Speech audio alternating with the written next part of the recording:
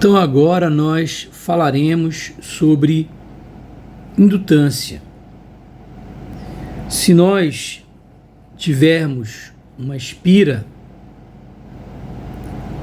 e essa espira ela passa uma corrente nessa espira, né? Vou colocar assim, aqui mesmo, tem uma corrente então circulando nessa espira. Eu posso calcular o campo magnético aqui, vai estar saindo, ó.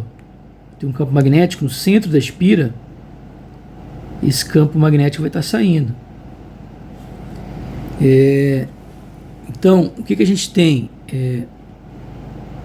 A lei de Biot-Savart, lei de Biot-Savart, ela diz pra gente o seguinte, ó, que esse B aqui,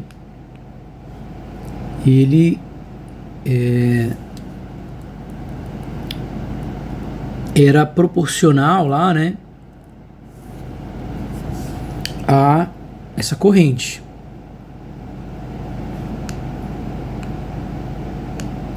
Então significa que, resumindo, a corrente produz um campo magnético.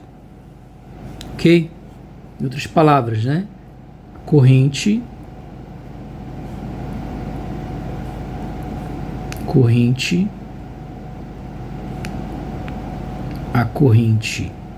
I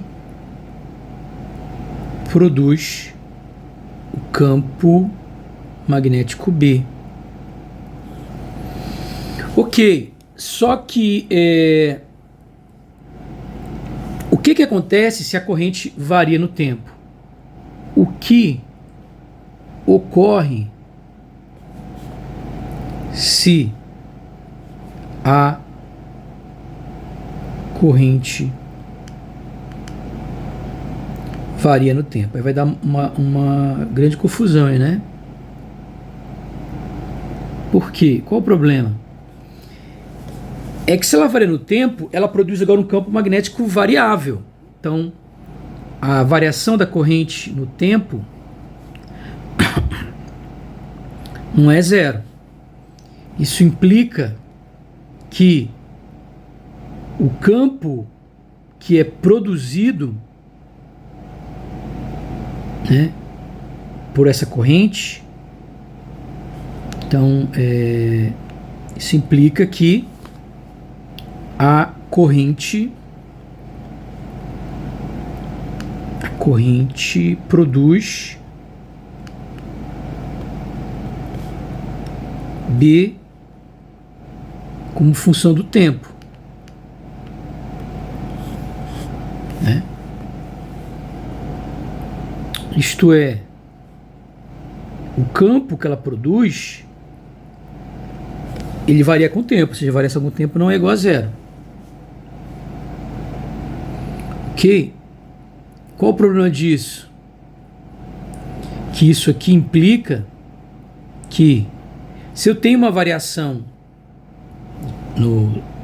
de B com o tempo, diferente de zero, pela lei de Faraday, né? Isso aqui também poderia dizer que era pela lei de Ampère, né? Pela lei de Ampère, ou pelo Biot-Savart, né? Pela lei de Ampère,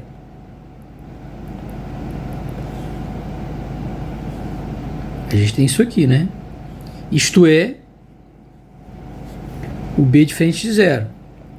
E isso aqui implica que, pela lei de Faraday, a FEM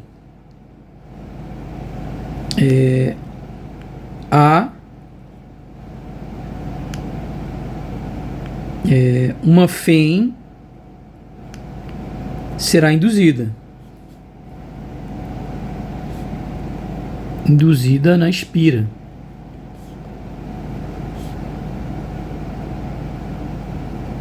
Então tem maior confusão então aí, né? Porque eu tenho uma FEM induzida na espira. Quem é essa FEM induzida na espira? ela é a integral de linha do campo elétrico.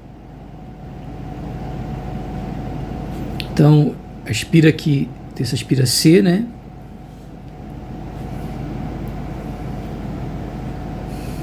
E aí a gente vai ter o seguinte,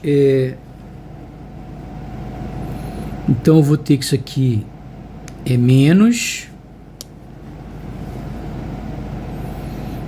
a derivada, né, temporal do fluxo. A espira tem essa é a superfície delimitada pela espira, pela amperiana, né, que coincide com a espira. Então aqui eu posso usar cálculo, escrever como a derivada com relação a I do fluxo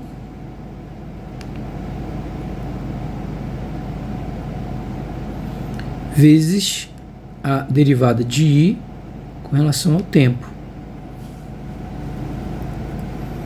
E aí nós definimos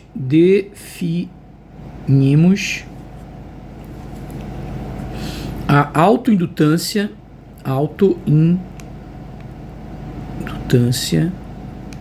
L, onde L, por definição, é a derivada com relação à corrente do fluxo.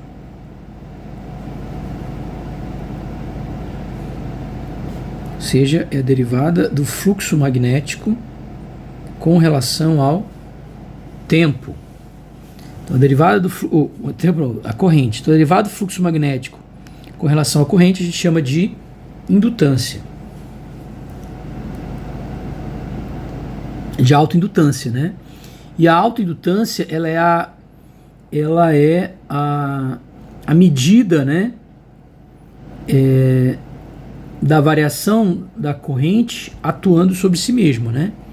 Então, a autoindutância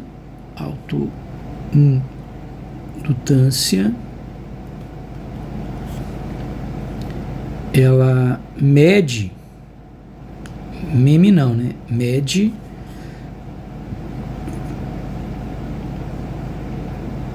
como uma corrente variável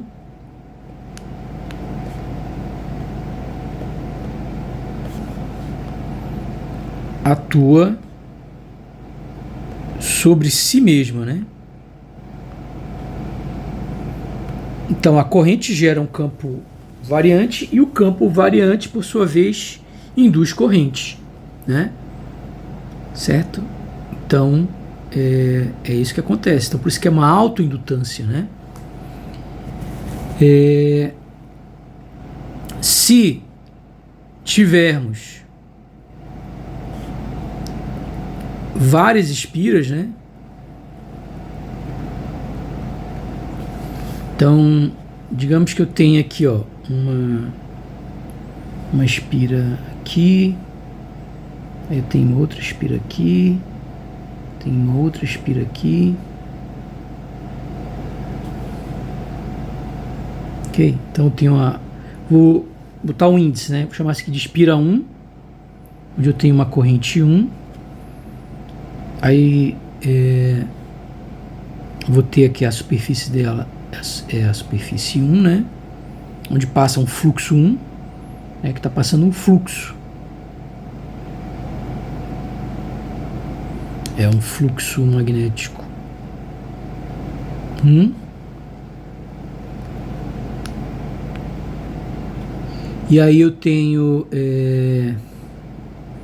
uma espira onde passa um fluxo magnético 2 e a corrente nela é uma corrente 2. Aí eu tenho uma espira onde passa um fluxo magnético 3 e aqui passa uma corrente 3. E aí por último eu tenho uma espira onde passa uma corrente uma corrente N, desculpa, e dentro dela passa um fluxo magnético N. Então, nesse caso, o que vai acontecer? Nesse caso, então a gente tivemos várias espiras, não, vou colocar assim, N espiras, né? Nesse caso, o fluxo na iésima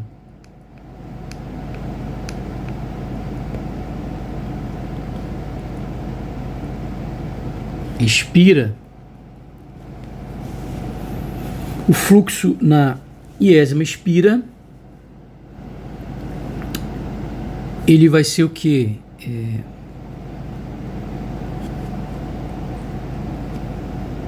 O somatório do fluxo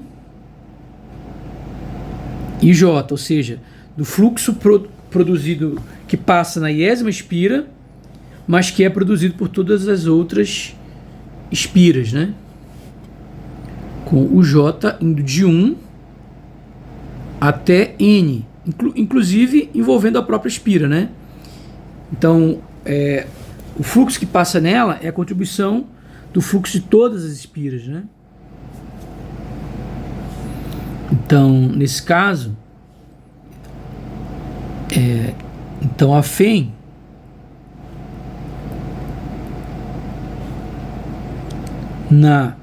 a FEM induzida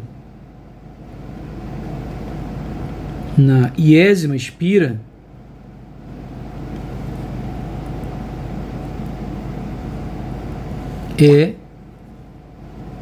então aqui a FEM na iésima espira é menos a derivada do fluxo magnético induzido na iésima espira,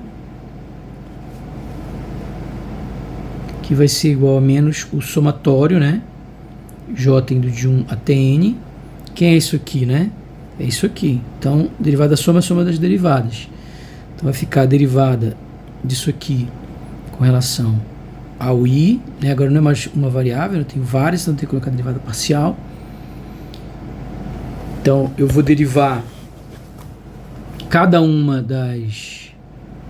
dos fluxos, né? Lá na iésima espira, né? Em relação à corrente da espira que produziu aquele fluxo. E multiplico isso aqui pela derivada da corrente nessa jésima espira com relação ao tempo, né? Então, regra da cadeia, né? E aí, no final das contas, o que a gente vai ter é que eu posso escrever isso aqui como sendo menos somatório J indo de 1 até N de M e J, né? Igual a DI dt, né?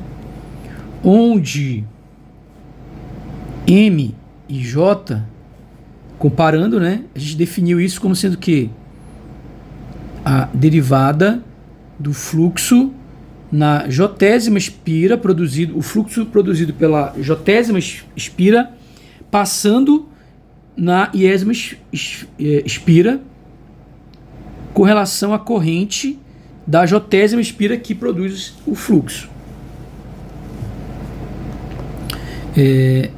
Conhecido como indutância mútua, né? Indutância mútua entre circuitos, ok? Mas obviamente que M e I está relacionado a variação do fluxo na iésima espira produzido pela corrente da própria iésima espira. Isso nada mais é do que a autoindutância da iésima espira. E é isso. Com isso a gente termina a parte de indutância. No próximo vídeo eu vou fazer uma revisão bem rápida sobre circuitos elétricos. Vou fazer uma revisão bem rápida, bem simplificada. Acho que o vídeo está pequeno até para a gente fazer logo agora, né? Ok. Então, o que a gente tem? Então, vamos falar aqui de circuitos resistivos, né? Tá puramente resistivo porque também serve quando não tem resistor. Então, para circuitos resistivos, a gente já viu isso lá em Física 3, eu vou fazer essa revisão. A gente viu a lei de Ohm, né? Tem a lei de Ohm microscópica, né? Já falou sobre isso. E aí no final ela resulta, né? Como era a lei de Ohm microscópica? Lei de Ohm microscópica, ela diz que o campo elétrico, né? É a resistividade elétrica, né? Vezes a densidade corrente, né? E essa lei de Ohm microscópica, ela resulta em que a diferença de potencial é a resistência vezes a corrente, né? Quando eu tenho aí um resistor, né? E então eu tenho uma diferença de potencial aplicada nele.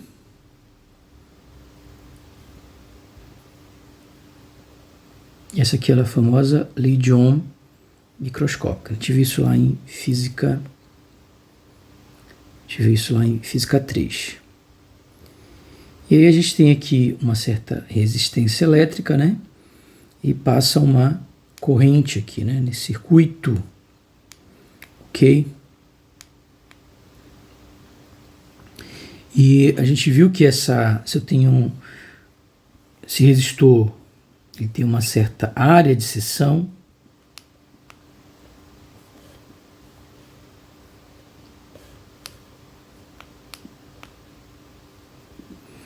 Tem um certo comprimento, né? E então a gente viu que em cima dele tem uma certa diferença de... Bom, a gente viu que ele tem uma certa resistividade, né? A gente viu que a resistência é o quê? Ela é proporcional ao comprimento, né? Quanto maior o comprimento, maior a resistência, e inversamente proporcional à área. Quanto maior a área, menor a resistência. Outra coisa que a gente viu também lá é a potência, né? A gente viu em física 3. Eu não vou falar de tudo, né? Se faltar alguma coisa, vou falar das coisas mais importantes. A potência dissipada, né? No resistor. Ok? Pelo efeito Joule, né?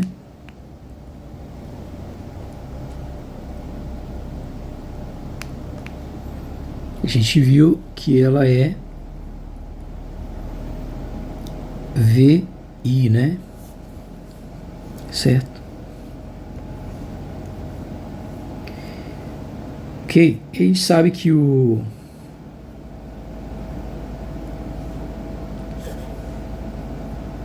quem é o V? Quem é o I, né? O I, ele é a carga que atravessa uma certa seção, um certo tempo, né? E se eu tenho uma carga sendo transportada, então o potencial é a energia pela carga transportada. Então se eu multiplico V com I, eu tenho a energia, a razão energia carga transportada, vezes a razão carga transportada tempo. Isso aí dá a razão energia tempo dessa carga transportada, que é exatamente a potência dissipada. Ok? A gente viu a associação. É bem fácil de deduzir, não vou nem explicar nada, mas é muito fácil, já expliquei isso em Física 3 bem detalhadamente, né? Associação de resistores.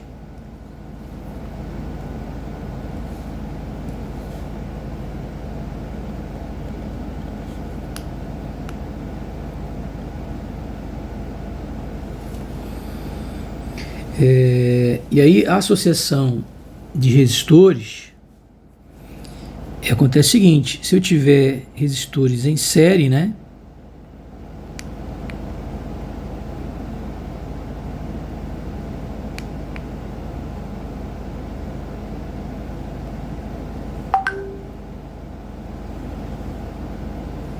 Aí a tensão é a soma das tensões, né? E a corrente que passa em todos eles é a mesma, né? Então, nesse caso, esse aqui tem uma resistência R1, aqui vai ter uma resistência R2, aqui tem uma resistência Rn, são N resistores. Então, nesse caso, isso aqui a gente chama de uma associação de resistores. Uma associação, vou separar aqui, fazer duas seções. Associação em série. Deixa eu colocar um pouco mais para cá ainda. Associação em série de resistores. Aí eu vou ter que eu posso substituir tudo isso daí por uma única resistência equivalente, né?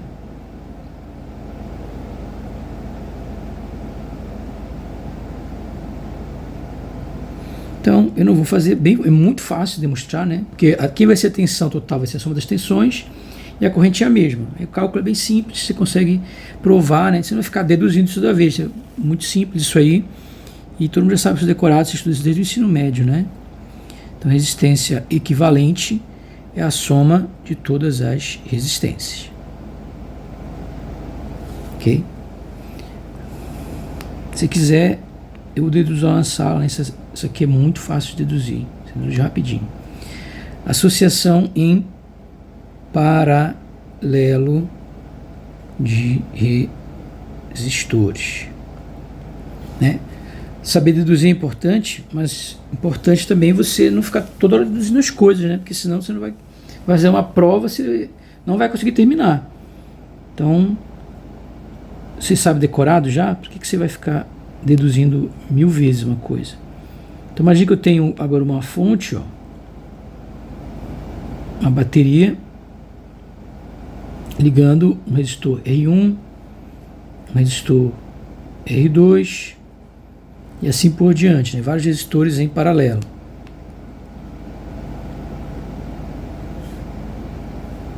Até um enésimo resistor. Então, nesse caso, eu tenho agora, todos eles estão sujeitos ao mesmo potencial, né? Porque os terminais são os mesmos. Só que as correntes agora não são as mesmas, né?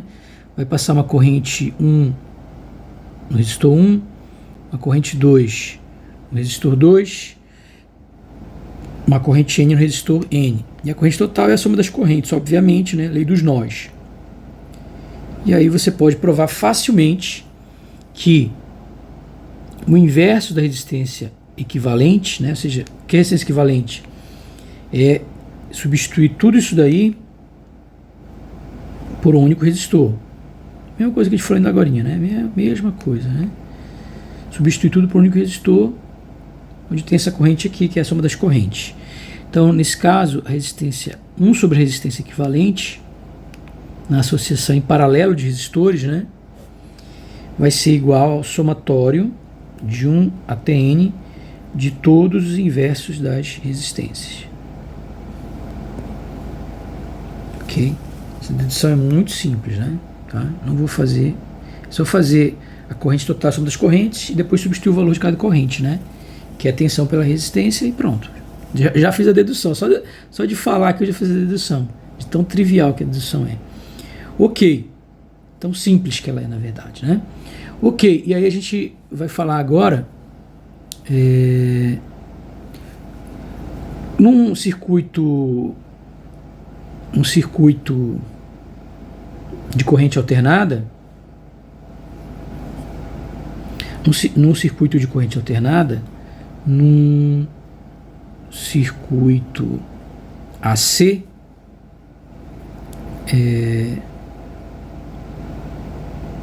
senoidal,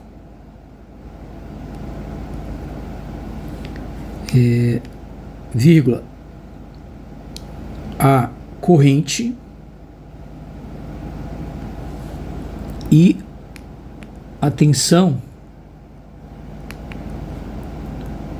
estão em fase, né? Pois a impedância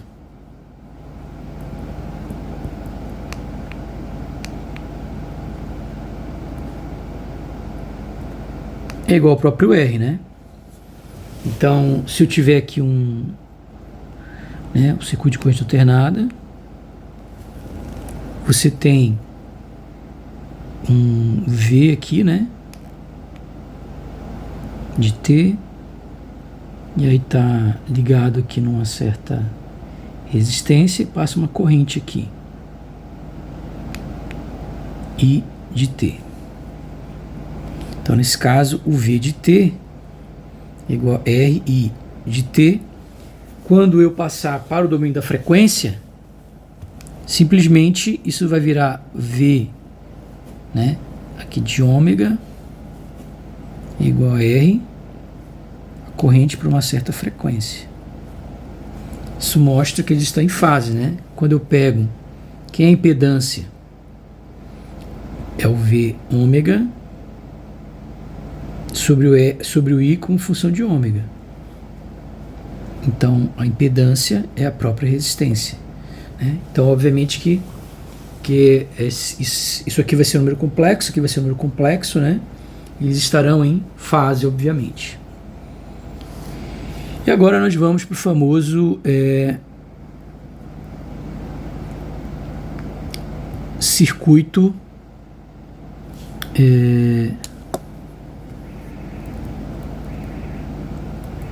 circuito RC, né?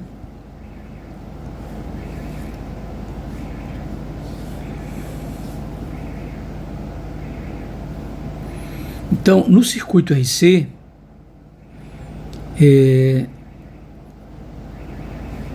eu tenho um resistor E e um capacitor C, né? Então, tenho aqui uma certa fonte. Vamos fazer uma carga DC, né? Carga DC, né? Uma carga e uma fonte, né? Uma carga, qual é a carga com a fonte DC, né? Vou fazer ele com a fonte DC, seja uma bateria, né? Então eu tenho uma bateria aqui e essa bateria, vamos fazer a função, a carga, né? Seja o carregamento. Eu tenho aqui um certo V0, né? E que é da minha fonte aí.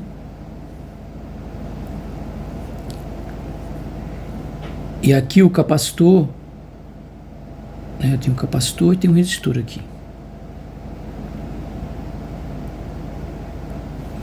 Então a chave está inicialmente aberta. Então o capacitor, a tensão inicialmente ela é 0.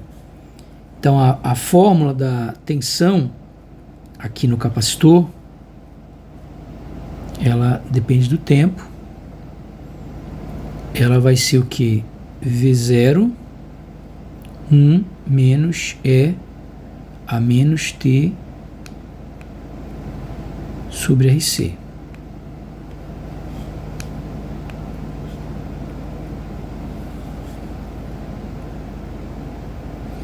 Ok.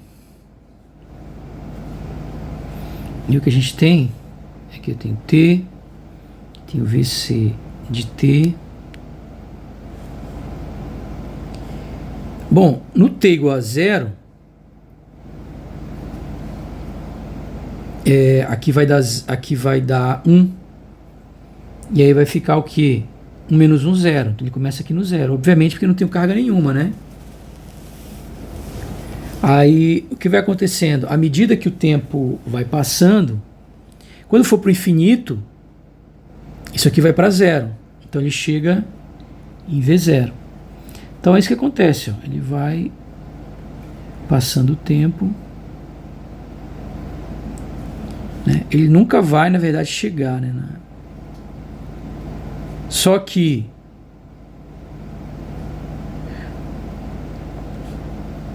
dependendo do tempo que a gente considerar, né? Então, aqui a gente usa um tal, né? Que é o tempo tal aqui, que é igual a RC. Se eu pegar, por exemplo, um tal aqui,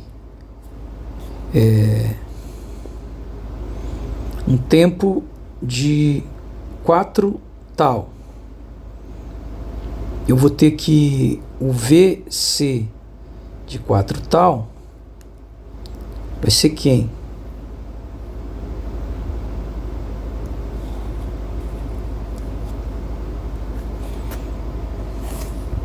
É igual a V0, 1 menos E a menos 4. E isso aqui é 0,982, ou seja, já é quase 1, né?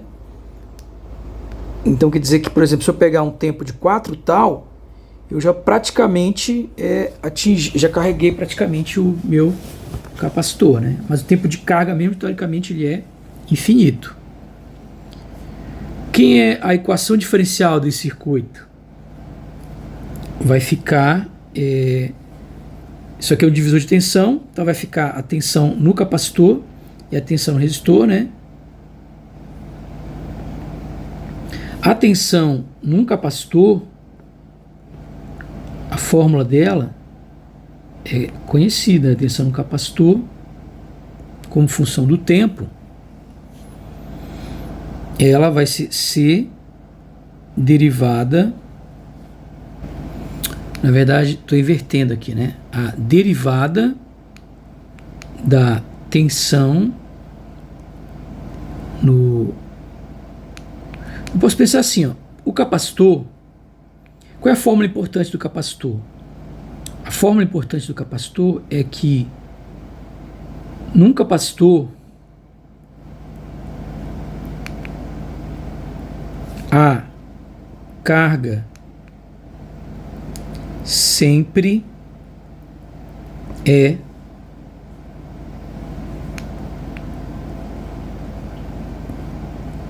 CV, né? Então você tem um capacitor aqui, e aí eu tenho que a diferença de potencial aqui é mais ou menos V, e aí eu tenho uma carga acumulada mais que menos que, e esse capacitor tem uma capacitância C, então significa que a carga que está numa das placas é CV, né? Então se implica que a carga que está numa das placas ela é CV. Se eu derivo isso com o tempo, derivada da carga com o tempo, ela vai ser C derivada aqui, né? De VC com relação ao tempo. Então a gente conclui que a derivada de VC com relação ao tempo, tinha colocado errado ali, né? É 1 sobre C. E quem é a derivada da carga com o tempo? Passa aqui dividindo, né? E a derivada da carga com o tempo é a corrente. Então a gente chega... É isso, né? É a corrente.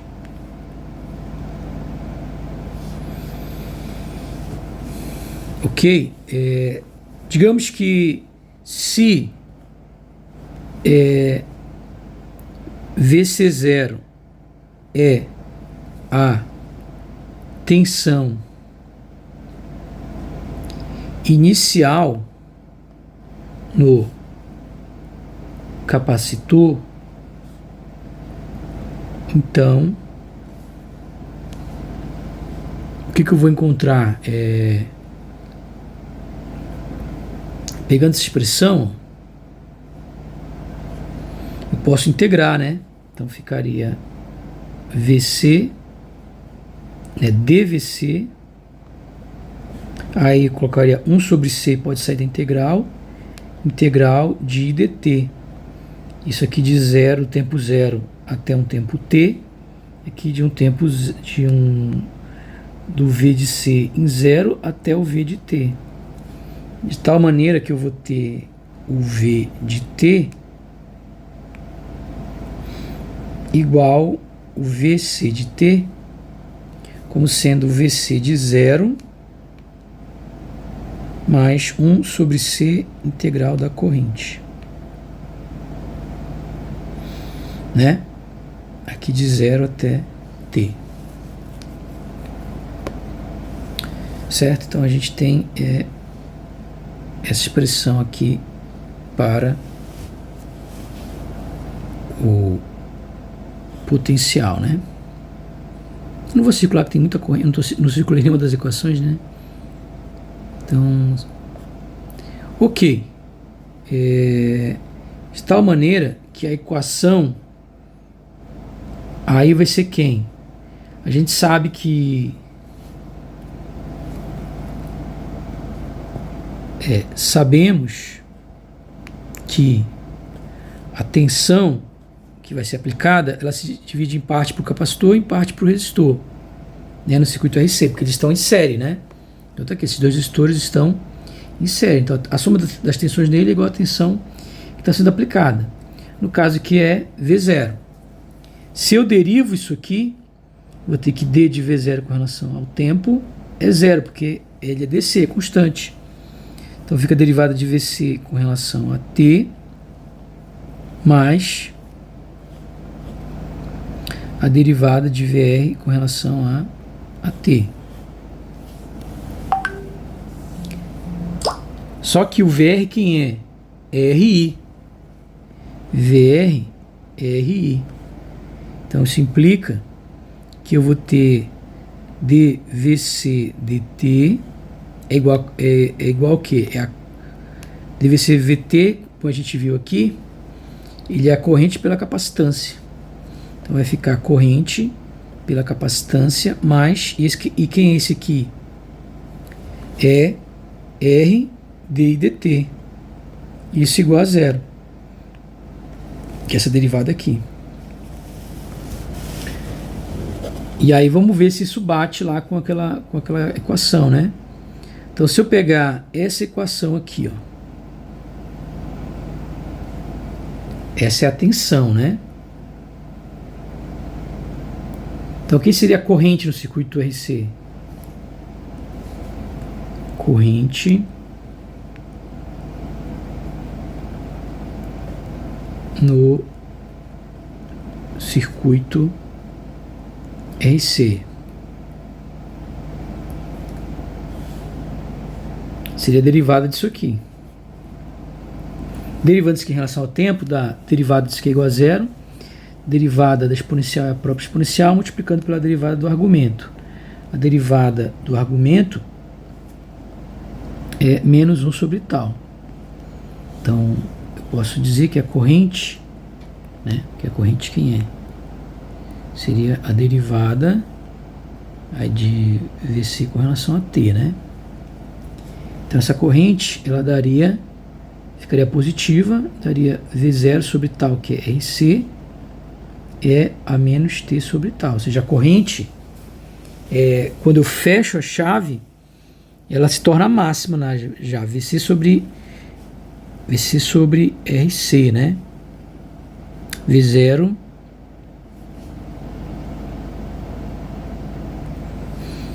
aliás, faltou sobre C, né? Então tem um C multiplicando aqui, desculpa. Então a corrente que vai ficar um C multiplicando. Então vai ficar CV0. Então vai cortar com esse C daqui. Vai dar...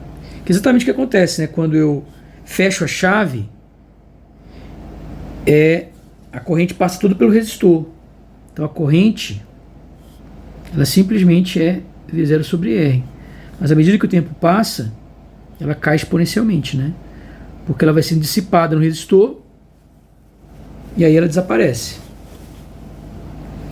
Ok. Só que quem é a derivada da corrente? Que eu vou precisar da derivada da corrente também. Ó. Se eu faço a derivada da corrente com relação ao tempo, isso aí vai dar V0 sobre R. Derivada exponencial é a própria exponencial, mas eu tenho que multiplicar pela derivada do argumento, que é menos 1 sobre tal. E aí eu posso substituir agora na equação aqui, né?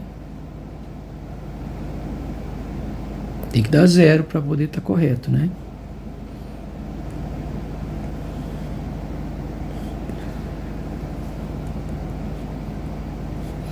Isso aqui vai ser igual a... Dividindo isso aqui pelo C, o C volta para baixo. Então fica V0 sobre tal é a menos T sobre tal. Mas, aí eu vou pegar isso aqui e multiplicar pelo R. Multiplicando pelo R, soma esse R daqui. E aí fica V0 sobre tal, tem esse menos aqui. Então fica menos é a menos T sobre tal. São simétricos, né? Então dá 0. Então tá certinho. Realmente a solução da equação de carga é essa daí. Ok? A equação de descarga, eu não vou fazer tudo, tá? Vou deixar vocês fazerem esse exemplo só para mostrar detalhadamente, mas o resto você faz. Então ele já está com V0, e aí conforme o tempo vai passando, ele vai descarregando, tá? Lembrando que o tal é RC. Então o gráfico, né, na equação de descarga, o capacitor já está carregado, né, com V0, e à medida que o tempo passa ele descarrega, ok? Então essa é a equação de descarga. E quem vai ser a corrente nesse caso? A corrente, ela vai ser V0 sobre R, desculpa, ela vai ser menos V0 sobre R é elevado a menos T sobre tal, né?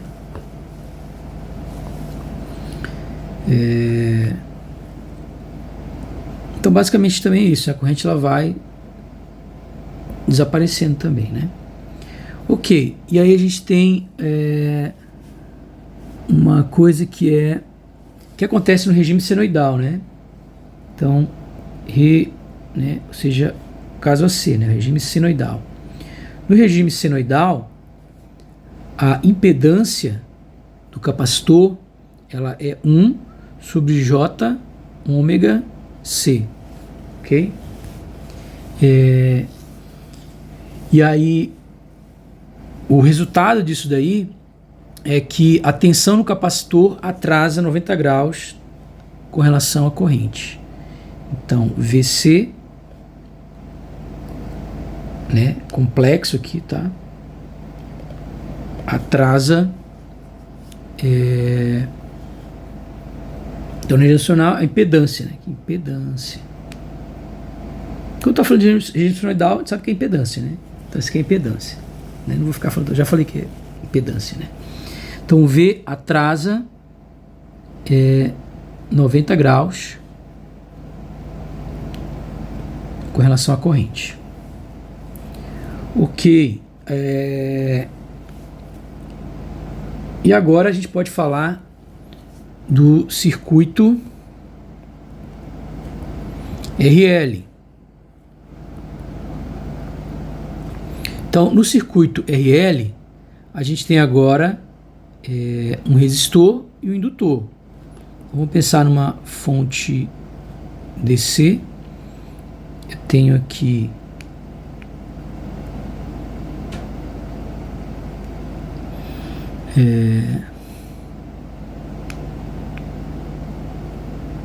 agora um resistor e um indutor. E aí, nesse caso, a corrente no circuito, né, logo a corrente no indutor, ela vai ser quem? Ela vai ser V0 sobre R 1 menos E a menos T sobre tal, ok? Onde o tal é igual a RC. Percebe que é análogo ao que acontece com a corrente lá, né? Com a tensão no capacitor. Aqui no caso, a tensão é a corrente.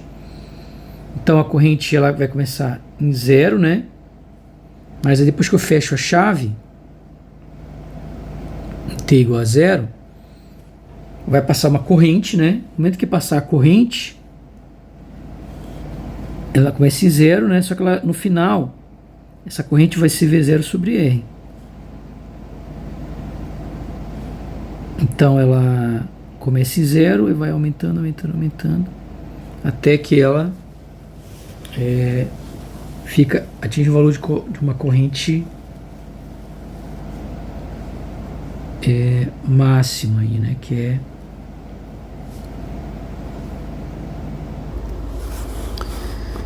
o que acontece aqui é que lá com o passar do tempo, né, o indutor vai entrar aí em curto, né, virar um curto, e aí vai ficar como se fosse um resistor, um circuito puramente resistivo, ok? É esse o significado disso daí. O que mais que a gente tem? Com relação à tensão no indutor, a tensão no indutor, ela vai ser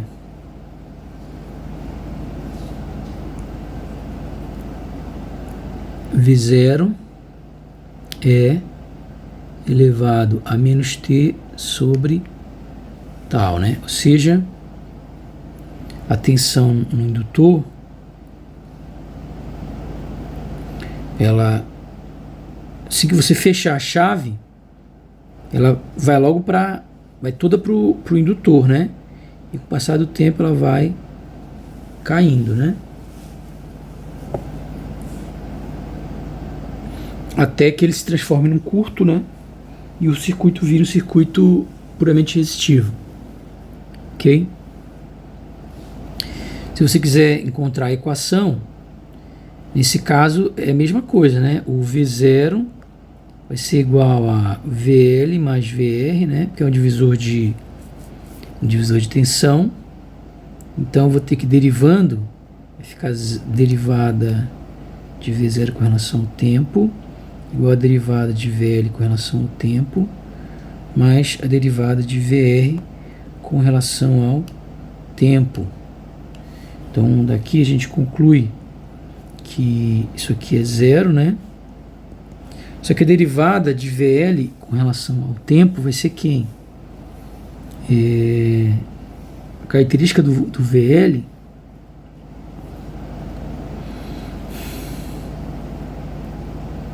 é análogo ao que acontece lá, né? Você vai ter que, na verdade,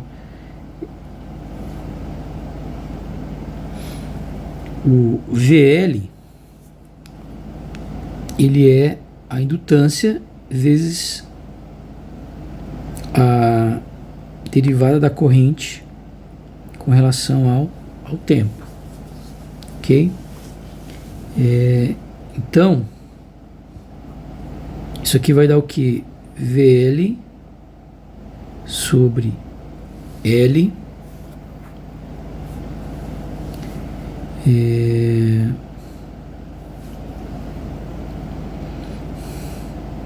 mais, né? Isso aqui é o que? Como a gente já viu,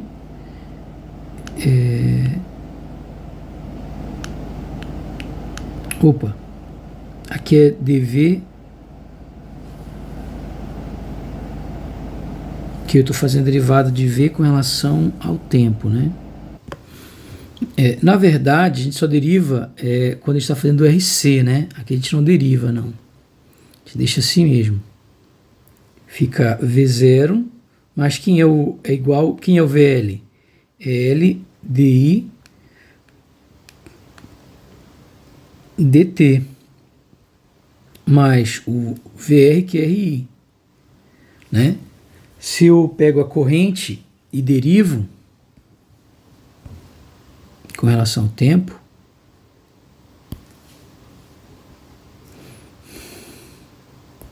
vamos derivar esse cara com relação ao tempo. Então eu tenho que derivada com relação ao tempo, vou até mudar aqui a cor.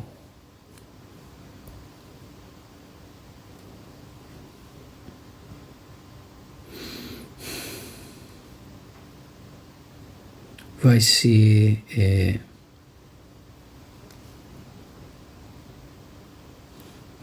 né? A derivada disso aqui dá 0, vai dar isso aqui, vezes derivada do argumento, a derivada exponencial é a própria exponencial, né? Só que eu tenho que buscar pela derivada do argumento, que no caso é menos 1 sobre tal. E aí a gente tem então que d com relação ao tempo vai ser igual, é o tal R sobre L, né? Então vai dar V0 sobre L. O menos com menos cancela, dá EA menos T sobre tal.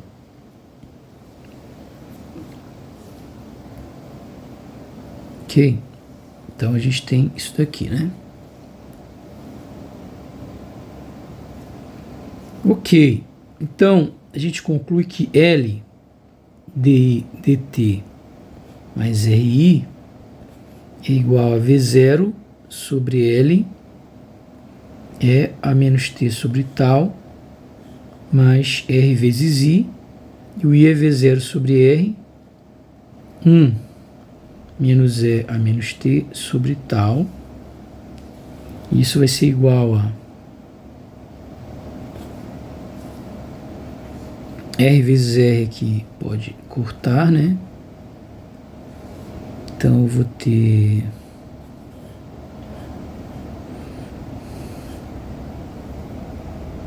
faltou o L aqui, né?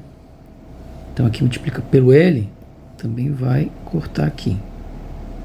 Então vai ficar V0 é a menos T sobre tal, mas multiplicando aqui, dá V0 é a menos T sobre... Aliás, dá V0 só, né? Menos V0 é a menos T sobre tal. Esse aqui pode cortar.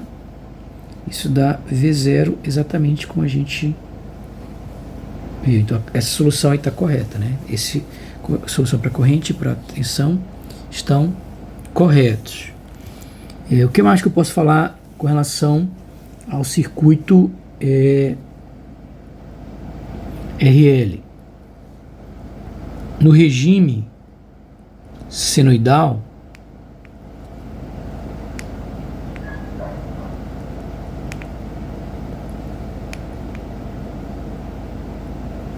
o que a gente vai ter? No regime senoidal, a gente tem que a impedância do indutor é J ômega L, ok? Ou I ômega L, né? Vou colocar I. Onde o I, obviamente, você sabe que é a unidade imaginária, né? Então aqui posso colocar J ou o I, né?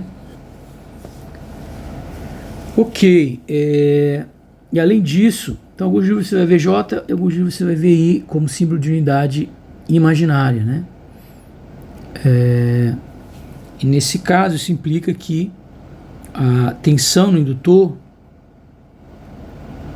ela adianta 90 graus com relação à corrente no indutor. Ok, e aí a gente tem ainda o circuito RLC,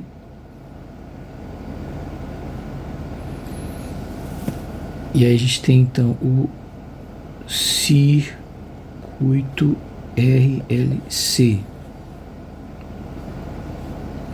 Então no circuito RLC a gente tem que a impedância ela vai ser igual a R mais I vezes ômega L menos 1 sobre ômega C, ok? Então essa fórmula é importante. Obviamente que você sabe que a impedância, que a tensão, como eu já expliquei, no domínio da frequência, né? No domínio da frequência, desculpa, ela é a impedância, né? Vezes a corrente no domínio da frequência. Né? Mas isso aqui é óbvio, né? Isso eu já expliquei antes também, já coloquei isso aqui, ó. Né? A definição de impedância, logo aqui no começo. Então, já falei disso, né?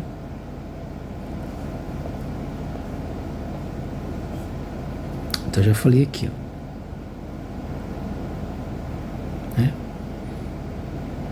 Vou até tirar esse R daqui para saber que é impedância. Em qualquer situação, qualquer impedância, né?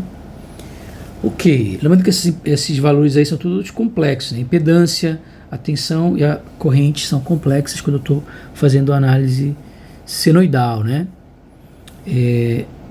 Além da impedância, né? Então isso aqui é a impedância.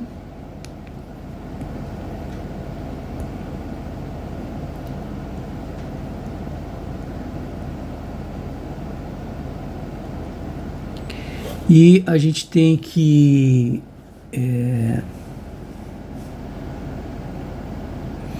a fase, né, no circuito RLC,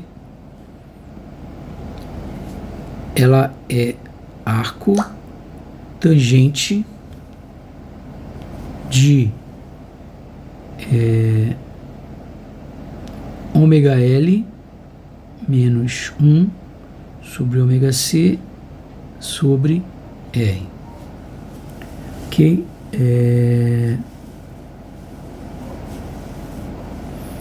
O que mais que a gente tem? A gente tem a ressonância, né? Então, a ressonância ela ocorre quando a frequência é a frequência 1 sobre raiz de LC, né? Então, quando eu estiver na frequência de ressonância 1 sobre raiz de LC, eu tenho a ressonância do circuito, né? E aí, nesse caso, o circuito se comporta como puramente resistivo. Aqui essa questão da fase é fácil você enxergar isso, né? Deixa eu só fazer um desenho, né? Porque acontece o seguinte, a impedância ela vai ser um número complexo, né? Tudo aqui é complexo. Então ela tem a parte real que é a resistência e a parte imaginária que é a reatância, que é ômega L menos 1 sobre ômega C, né? Então ela vai ter essas duas partes aí. Então essa distância aqui é a resistência, essa distância aqui é a reatância. E a fase é exatamente isso daqui, né? Então quer dizer que a tangente da fase ela vai ser exatamente o que? X sobre R. Só para explicar de onde vem isso daí, né? Ok, e o último tópico que a gente vai ver aqui, né, dessa segunda parte do curso, a última parte é a parte de ondas eletromagnéticas, né? Então nós estamos terminando a segunda parte do curso, que é a parte de magnetostática, né, e princípio da indução. A gente vai falar sobre associação de capacitores em série. Então, se os capacitores estão em série, é o contrário da resistência, né? 1 sobre a capacitância equivalente, ela é igual ao somatório das capacitâncias. Por outro lado, então é o contrário do que acontece com resistores. Ó. Associação de capacitores em paralelo. Ele é do contra, né? Os capacitores são do contra. Ó. A regra é o contrário da regra da resistência. Então aqui tem que somar. A soma das capacitâncias, né? É a capacitância equivalente quando você tem uma associação em paralelo. Então ele é do contra. Já para o indutor não é do contra, ele vai na onda do resistor, né? Então, associação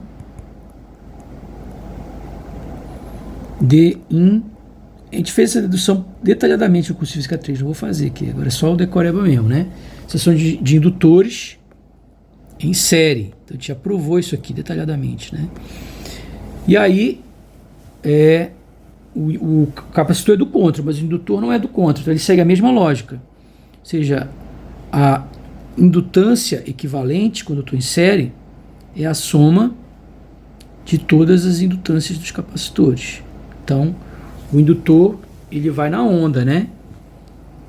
Ele Maria vai com as outras. Agora o capacitor, ele é do contra, né?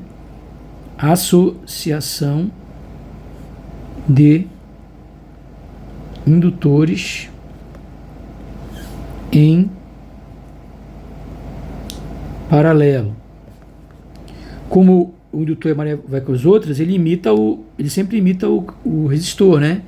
O resistor, a indutância é equivalente, né? Quando eu estou